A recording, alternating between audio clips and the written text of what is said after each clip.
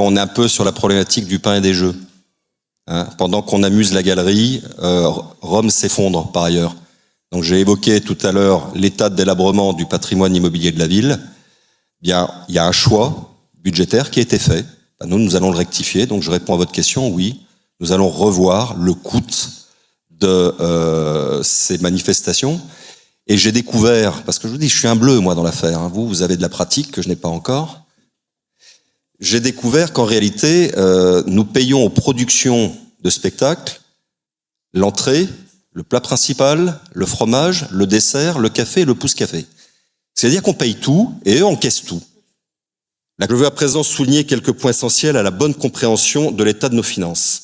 Dans le prolongement du rapport publié par la Chambre régionale des comptes en novembre dernier et que nous avons déjà évoqué dans le cadre du débat d'orientation budgétaire, je rappelle que le stock de la dette est au 1er janvier 2026 à 86 millions d'euros.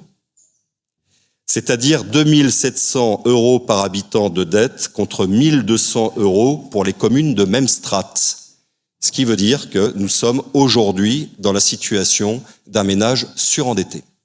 Concernant l'espace Ozon, la commune a perçu une indemnité d'assurance transactionnelle en 2024 à hauteur de 4 millions d'euros. Alors, le bleu que je suis s'est dit, benoîtement, je vais retrouver ces 4 millions quelque part dans le budget voté en décembre dernier, ou au moins dans une ligne. En fait, pas du tout. Ces 4 millions négociés, je le répète, avec la compagnie d'assurance de la ville, alors que, par ailleurs, nous sommes toujours dans le cadre d'une procédure judiciaire avec désignation d'un expert chargé d'évaluer la totalité des préjudices dont a été victime la commune, donc perte de l'espace Ozon, mais également la perte d'exploitation. Et la perte d'exploitation, c'est vous, Carpentraciens, qui en êtes les premières victimes. Plus de loto, plus de spectacles dans une salle fermée et adaptée.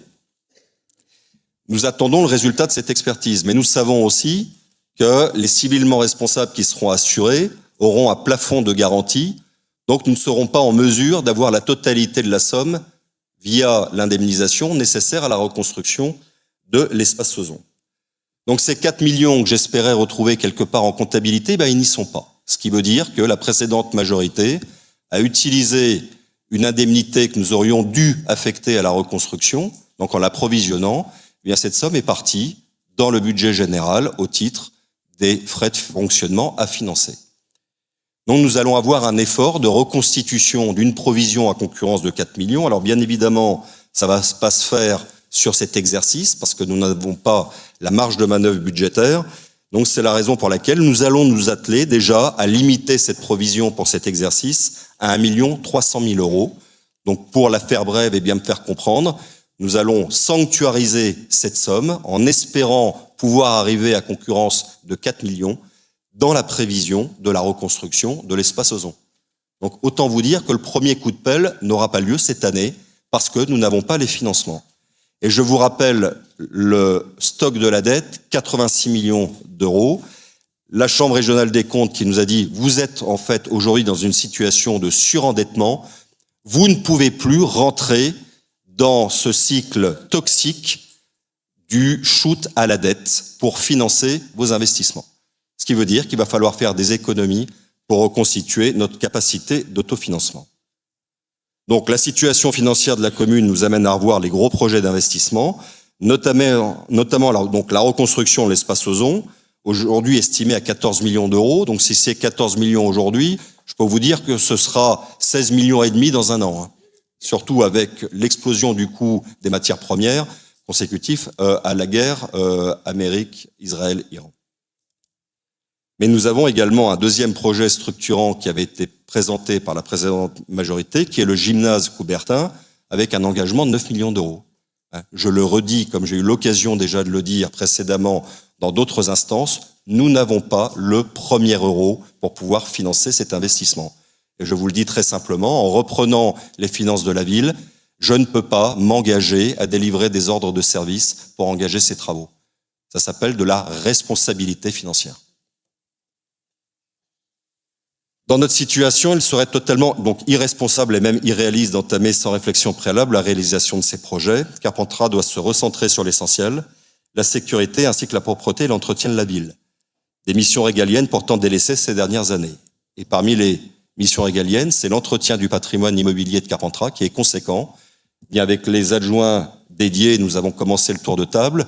Nous avons un parc immobilier qui a été délaissé. Et pour ceux qui ont une maison, vous savez très bien que plus on laisse filer le mauvais état du bâtiment et plus les réparations coûteront cher.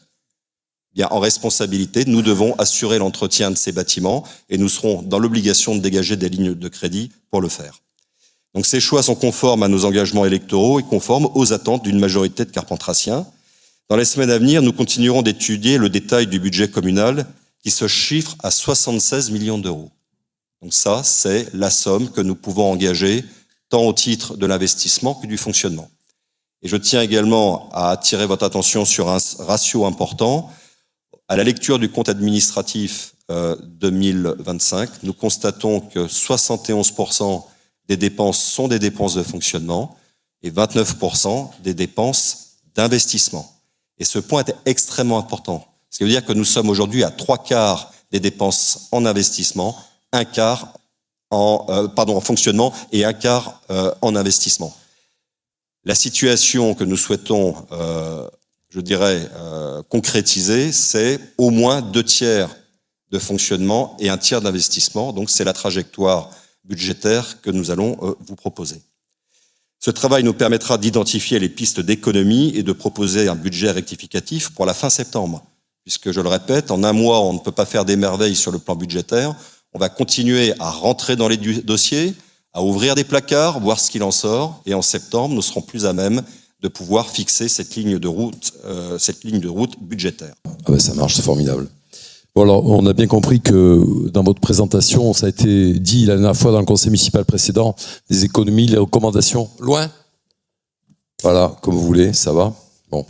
Donc, ça a été dit, vous tenez compte du rapport de la Cour des comptes, vous avez bien fait, surtout sur les emprunts. Quant aux investissements, vous l'avez déclaré. Il y a des postes aussi, je voulais simplement, je sais très bien que vous allez être très vigilant sur le poste 011 et le poste 012, qui sont les charges de fonctionnement, les charges personnelles, vous l'avez dit, qui déplacent largement les 50% à tous les deux.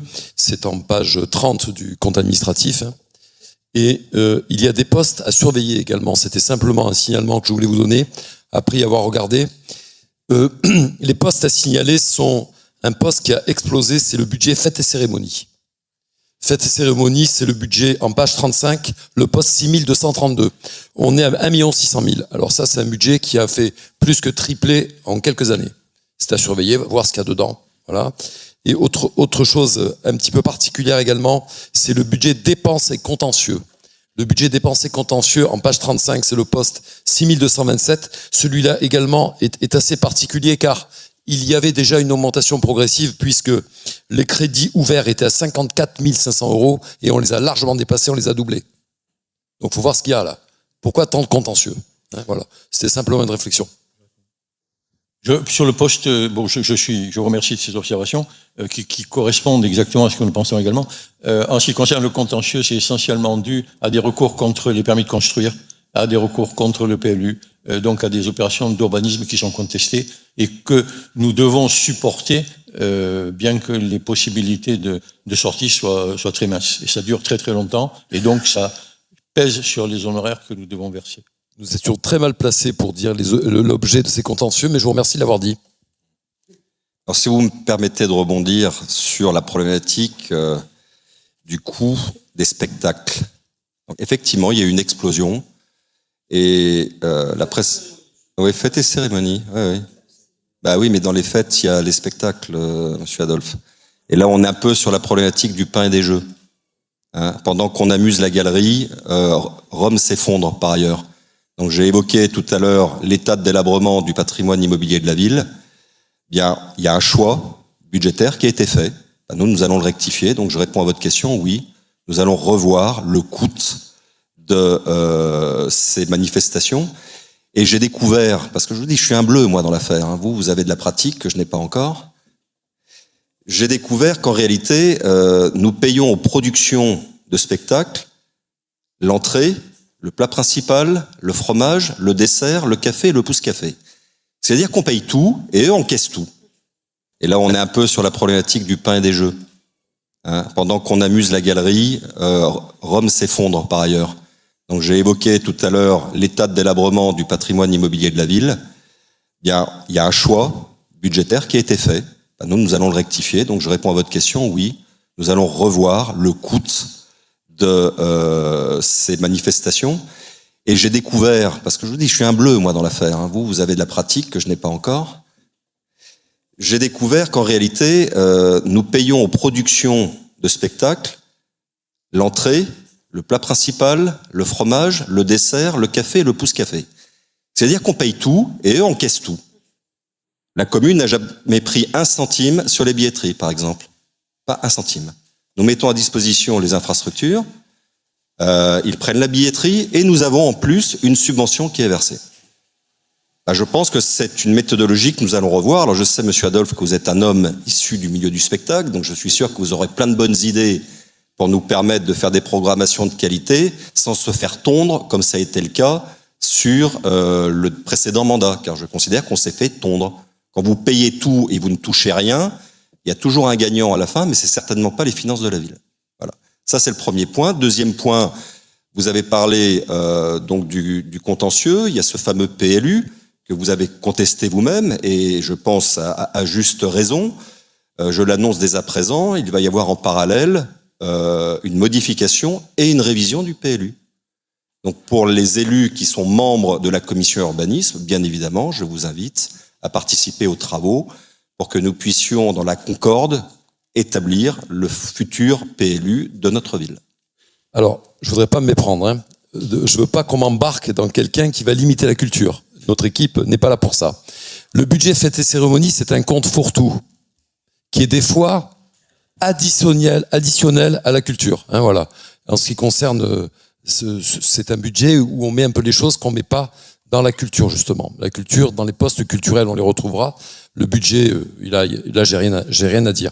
Vous avez raison, il y a plusieurs modèles, plusieurs programmatiques en ce qui concerne modélisation sur les spectacles. Effectivement, il y a d'autres gens qui s'y connaissent ici et qui savent que selon si on fait une coproduction, une production, et là vous parliez des voyages, hôtels, restaurants, les VHR, ce qu'on appelle, eh bien il faut faire attention à tout. C'est vrai que c'est un budget qui peut exploser. On peut faire des partenariats, il y en a certains, il faut voir la dérive.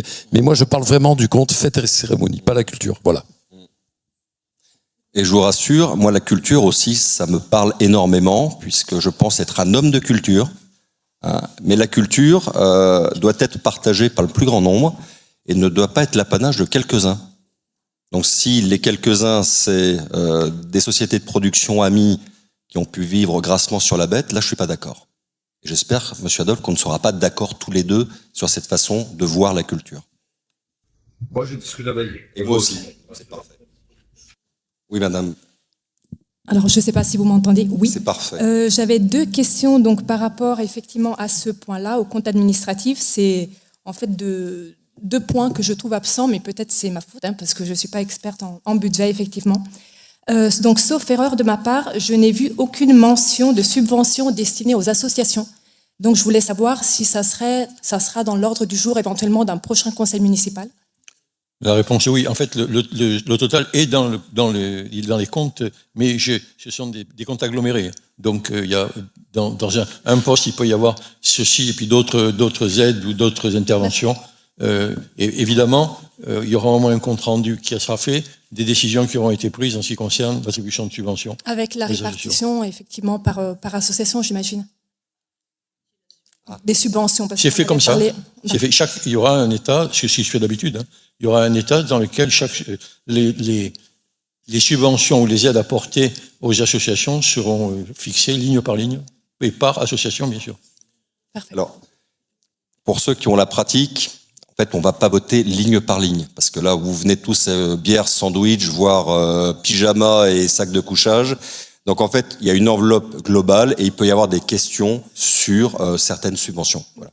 Je vous pose cette question parce que notamment, j'ai beaucoup d'associations qui se préoccupent et qui doivent effectivement travailler sur leur budget et décider quelles activités porter. Donc voilà, je pense que c'est un point quand même assez urgent et qu'ils attendent. Alors vous devez savoir que Laurence Bigotte, qui a la délégation association, a commencé à rencontrer les associations.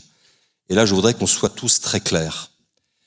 Les communes n'ont pas vocation à subventionner pour subventionner. Il y a 2 dimensions dans la subvention. Tout d'abord, le contrat d'objectif. Qu'est-ce que vous allez faire avec cet argent? Et le deuxième point, être attentif également au compte de résultats et au bilan des dites associations, puisqu'on commence à déceler des associations que j'appelle les associations caisses d'épargne, qui continuent à demander des subventions alors qu'elles ont des réserves en nombre. Bien, moi, je considère qu'à partir du moment où les réserves sont importantes, la subvention municipale n'est plus aussi évidente.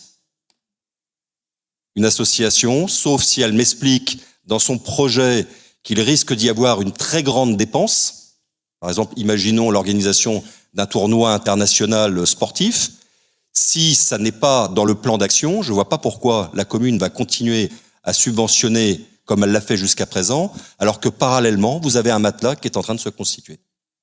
Est-ce que j'ai répondu à votre question? Oui. Merci. Et je vais même vous faire un aveu, on va même peut-être rentrer des recettes grâce à la défense de l'environnement.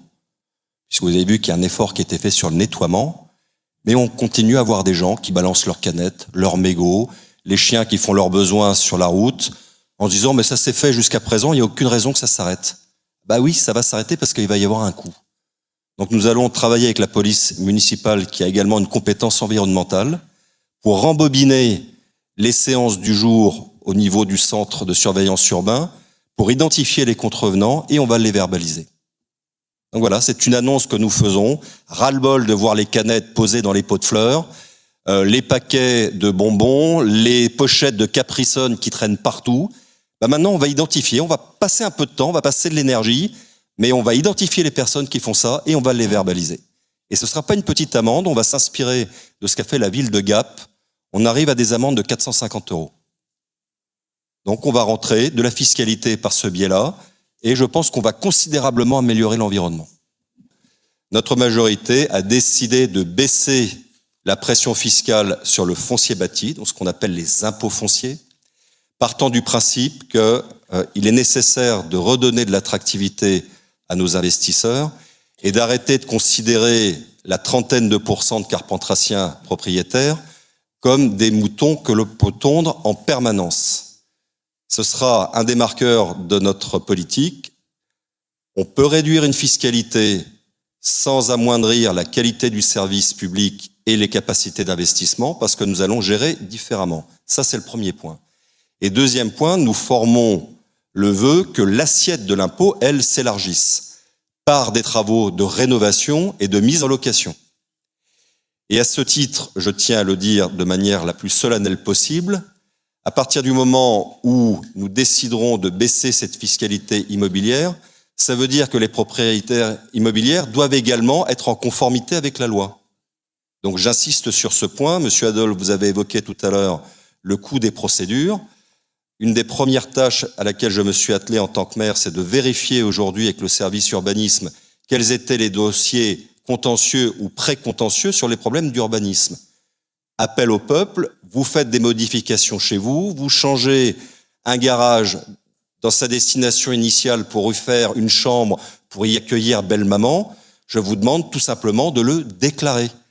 Parce que le garage qui n'était pas fiscalisable, la chambre, elle, va le devenir. Donc on est d'accord pour vous baisser d'un point la fiscalité sur le foncier bâti, mais en contrepartie, nous vous demandons de régulariser les modifications que vous pouvez faire pour que l'assiette fiscale soit conforme.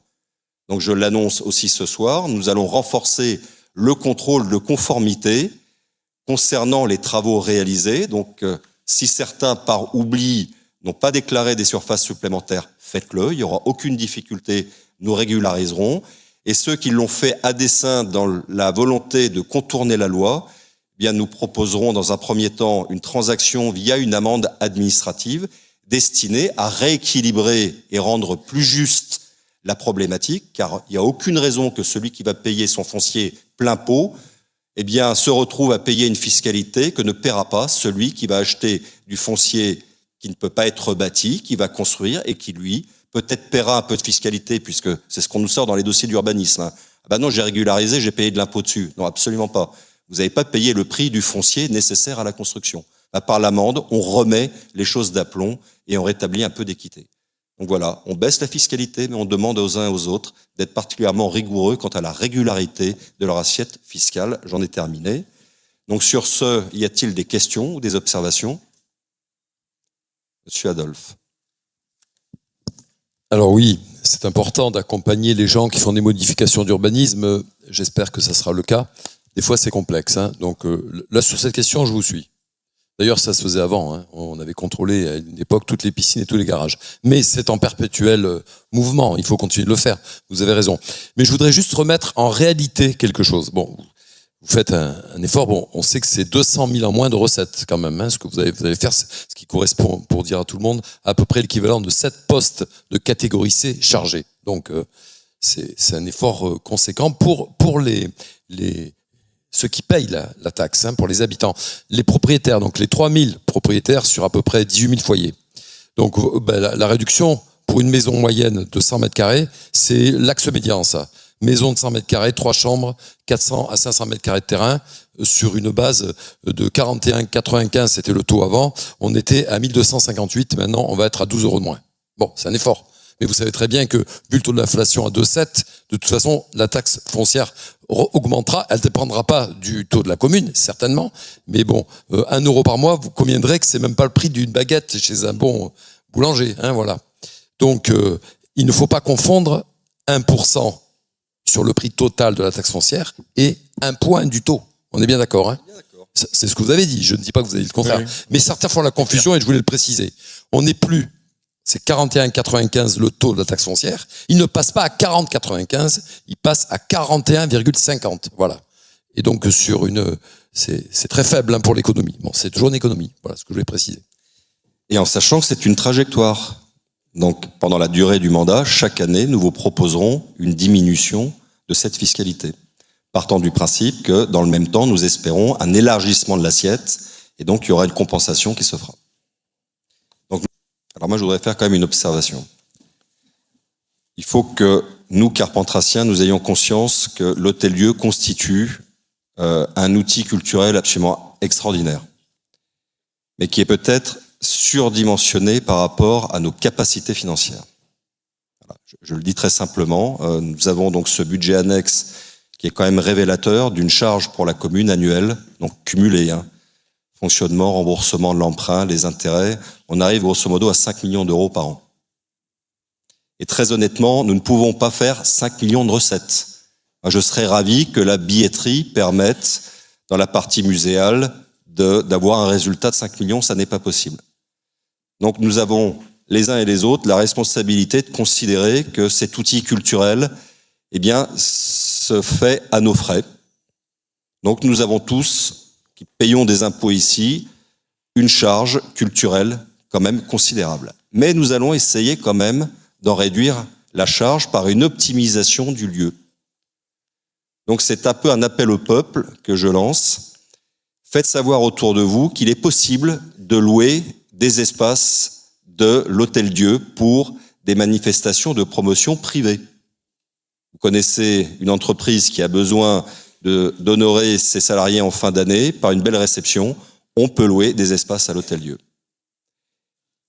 Ensuite, nous allons avoir des expositions, des collections. Nous allons faire en sorte de faire connaître encore davantage les fonds de Lingabertine. Et j'ai plaisir à rappeler qu'en réalité, nous avons à Lingabertine l'original de la Joconde. En fait, le Louvre n'a qu'une pâle copie. N'oubliez jamais que la Joconde est bien présente à Lingabertine, et d'ailleurs, c'est un don de la République française. C'est marqué dessus.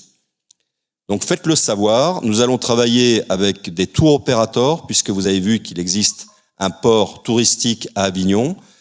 J'ai la faiblesse de penser qu'en réalité, on promène ces braves touristes un peu partout, sauf à Carpentras. On va les faire venir. On va les faire venir et on va leur faire connaître ce magnifique paquebot de luxe qui est Lingabertine. Mais aussi, on va sensibiliser les pèlerins qui viennent à la cathédrale Saint-Siffrin voir le Saint-Maur, qu'il existe également Lingabertine. Et à ceux qui viennent visiter la plus vieille synagogue en activité de France et la deuxième d'Europe, qu'il existe également Lingabertine. Donc nous avons les uns et les autres une mission de promotion de notre patrimoine culturel, et ce sera le moyen de faire en sorte que notre paquebot amiral puisse avoir un financement tenable dans la durée. Je vous remercie.